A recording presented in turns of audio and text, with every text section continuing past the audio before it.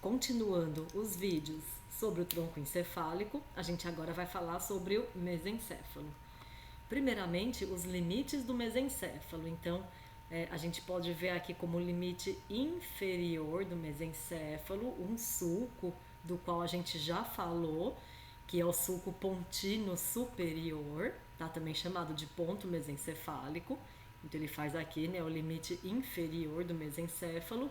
E como limite superior, a gente pode citar os tratos ópticos.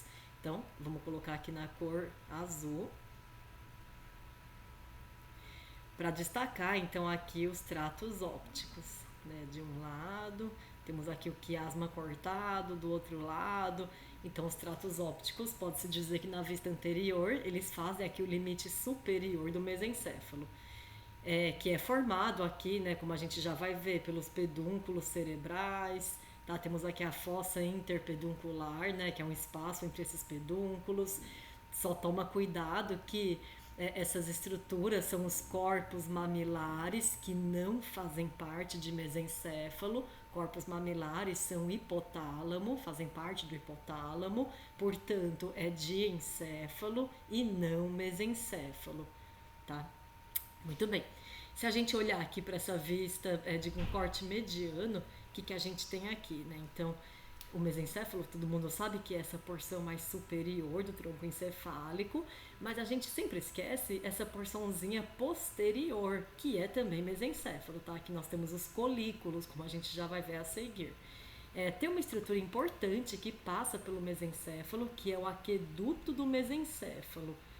Então, tá vendo que tem aqui um canalzinho, né, que atravessa o mesencéfalo e une o terceiro ventrículo ao quarto ventrículo. Então, é por onde o líquido cerebroespinal vai fluir, tá? Até ele então pegar o espaço subaracnoide.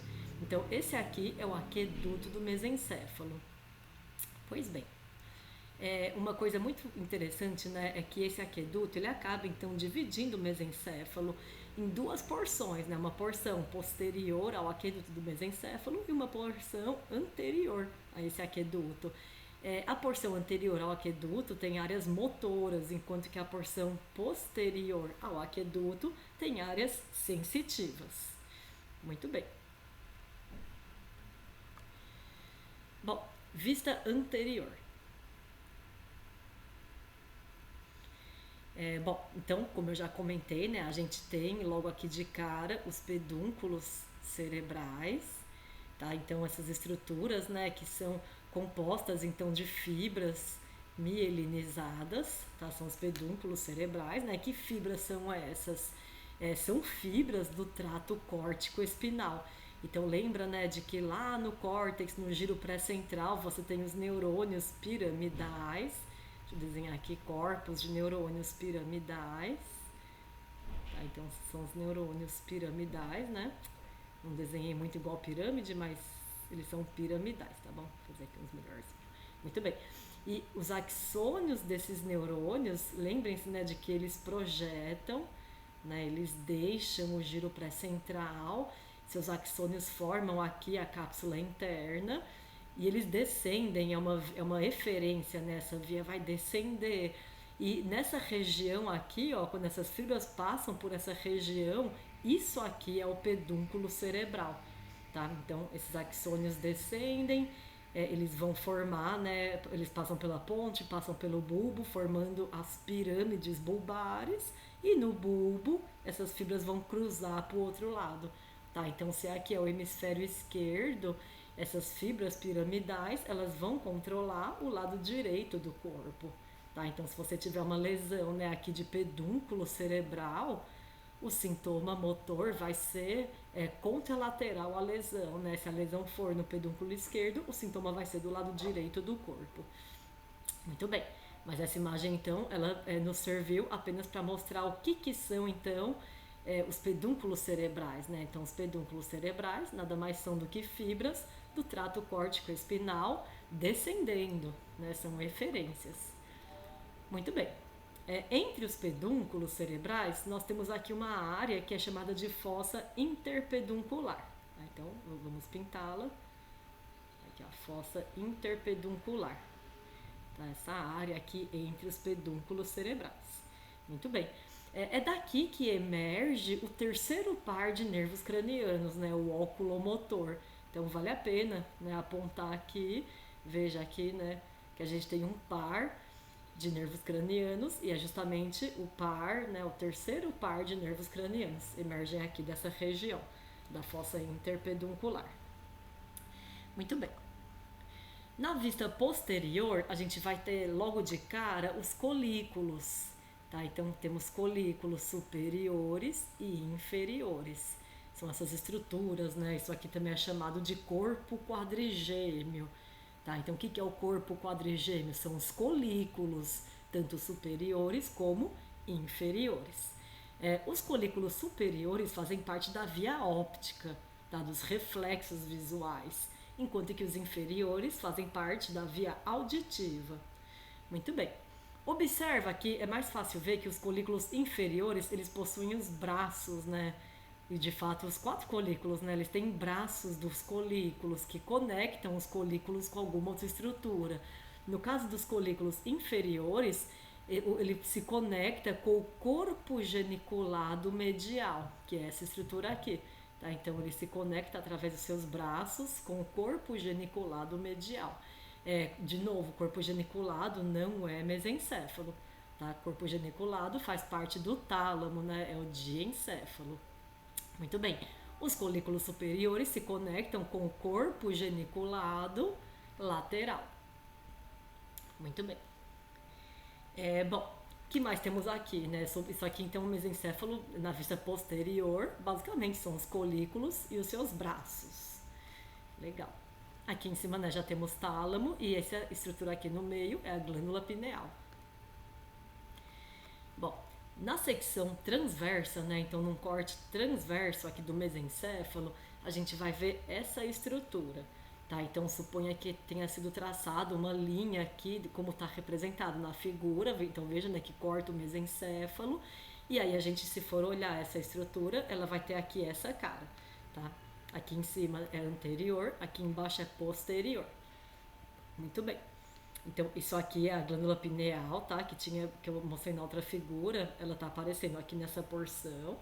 Bom, vamos então identificar as estruturas, né? O que é esse monte de fibra aqui nessa substância branca, que são fibras que estão passando por aqui? São os pedúnculos cerebrais, tá? Então, isso aqui são os pedúnculos cerebrais. Vocês estão vendo essa proeminência aqui embaixo, na vista posterior? Então, o que eram, né, aquelas bolotinhas que tinham na vista posterior? Os colículos. Tá? Então, olha só aqui no caso desse corte, ele pegou o colículo inferior. Tá? Então, são os colículos, tudo bem? Provavelmente são os inferiores. Tá? Apesar do corte ter saído a pineal, né, pode ser que esse desenho aqui à esquerda não seja tão condizente com esse corte transversal, porque ele está pegando em altura de colículo inferior, mas aqui a gente está conseguindo ver a pineal. Mas tá bom, né? O que importa é você ver então que essas proeminências são os colículos do mesencéfalo. Muito bem. Temos aqui também, ó, tá vendo que, claro que você cortou ok nesse corte, o aqueduto do mesencéfalo. E olha ele aqui, ó, o aqueduto do mesencéfalo. Tá? Aqui é aquela conexão, né, entre terceiro ventrículo e quarto ventrículo. Muito bem. Observa que ao redor do aqueduto do mesencéfalo você tem uma substância cinzenta, tá? Essa substância cinzenta é chamada de substância cinzenta periaquedutal, importante nas vias de analgesia do corpo, tá? Substância cinzenta periaquedutal, ou PAG para os íntimos, que é a sigla em inglês, tá? Substância cinzenta periaquedutal. Temos também aqui uma porção bem escura do mesencéfalo, uma porção escura, né, que os neurônios têm uma pigmentação escura, e aqui foi chamado então de substância negra do mesencéfalo, que tem neurônios dopaminérgicos importantes nas vias motoras. Muito bem. Essas duas estruturas grandes, né, e avermelhadas são os famosos núcleos rubros, tá? Então é o núcleo rubro. Ele tem uma função de controle motor fino no animal. No ser humano, ele não é tão importante assim, Nos demais animais ele é mais importante. Bom, então basicamente é isso, né, que a gente tem de mais significativo num corte, numa secção transversal de mesencéfalo. Essa imagem está mostrando, né, com um pouco mais de detalhe, como que os neurônios dopaminérgicos da substância negra agem lá nos núcleos da base. Tá? É uma região muito interessante porque o pesquisador Parkinson, que deu o nome, né, para a doença de Parkinson, ele é quem relatou que a perda desses neurônios causava, né, esse problema motor que é a doença de Parkinson. Tá? Então, numa imagem real, tá? Aqui à esquerda, um paciente com Parkinson, veja como ele tinha pouca da substância negra no mesencéfalo. Aqui à direita é um indivíduo normal, né, com bastante substância negra, e aqui no indivíduo que, né, com doença de Parkinson, veja que já se perdeu muito dessa substância negra. Né? Então, com isso a gente consegue ver a importância dessa estrutura, né? Basta ver o sintoma que o paciente com Parkinson apresenta. Bom, e não é foco desses vídeos sobre tronco encefálico, mas temos que nos lembrar também que no tronco encefálico, o que nós estudamos, né? Uma anatomia mais externa, né? Então vejam aqui colículos, né? Vimos ó, aqui na altura da ponte, por exemplo, o colículo facial, tá? A gente viu, né, as olivas bulbares, então a gente fez um estudo mais externo do tronco, mas por dentro dele você tem uma série de estruturas, de núcleos importantes, inclusive, que é o que esse slide está focando, os núcleos dos nervos cranianos. Tá? Então, olha só aqui para chamar a atenção, aqui interessante, esse aqui grandão é o núcleo rubro. Tá? Por isso que em qualquer corte de mesencéfalo você pega núcleo rubro. Tá bom? Ele toma uma área bem grande do mesencéfalo. Mas esse slide aqui agora ele está mostrando isso melhor, né? Os núcleos dos nervos cranianos. Então, tanto núcleos sensitivos como também núcleos motores. Claro que o que tem de um lado tem do outro, mas geralmente eles dividem assim nos desenhos só para ficar mais fácil de visualizar. Né? Então, aqui no mesencéfalo, nós temos, por exemplo, os núcleos do nervo oculomotor, do nervo troclear, que é o quarto par. Tá? A gente tem, ó, por exemplo, como eu falei, né, o colículo facial, que a gente viu no vídeo da ponte.